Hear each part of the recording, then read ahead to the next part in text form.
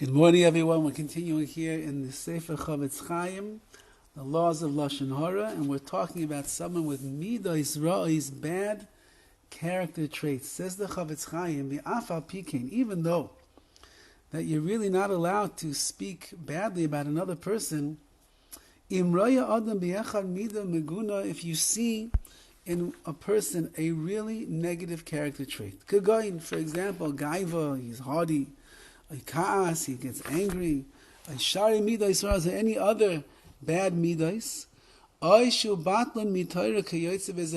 person neglects his Torah study and he just wastes his time, or he has other types of behavior that is really a negative and could be a bad influence on other people. It is appropriate, says the CHOFETZ CHAIM, to tell over this information to one's son or his students. Why? In order that they are cautioned and warned. Don't associate yourself and don't get close to this person who has these bad traits about him. So that you should not learn from his ways. Because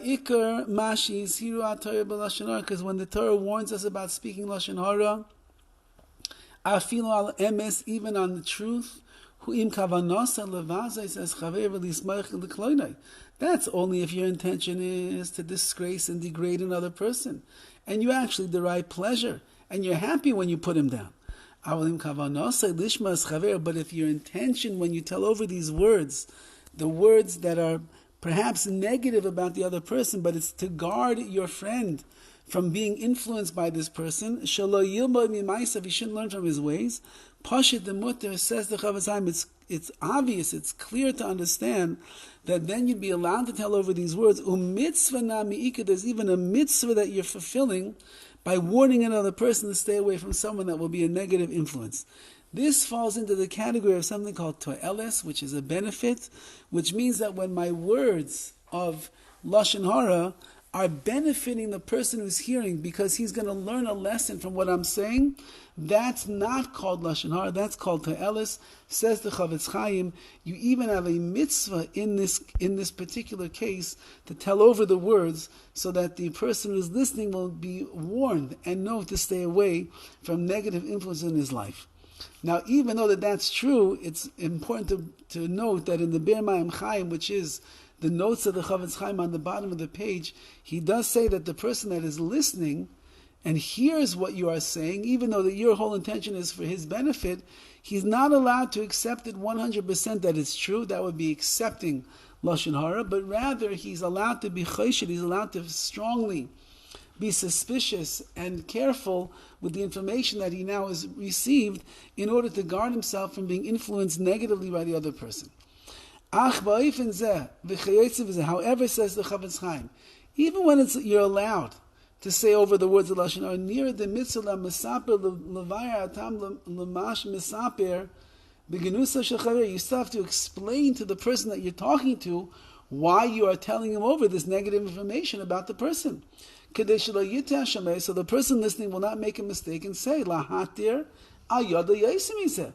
Look, if my father's telling me Lashon HaRa, if my Rebbe's telling me Lashon HaRa about a person, it must be then Lashon HaRa is permissible in all situations, and a person will take the wrong message from what you're saying, and therefore you have to make sure that when you're telling your son, listen, this boy in your class, Moshe over there, this kid, you got to be very careful, my dear son. I see the way that he treats people. I see the way that he talks.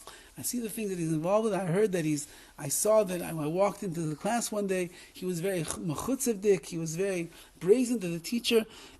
That's not the kind of a boy that we should really be friends with and learn from, because he's going to have a negative influence on you. Therefore, you're allowed to say it in that way, says the CHOFETZ CHAIM. Also, you don't want your child or your student to think wondrous things about you and be surprised. You are contradicting yourself. One time you told your son or your student, you're not even allowed to tell the truth when it comes to Lashon HaRa. You can't say a single word. Like we're going to explain later on.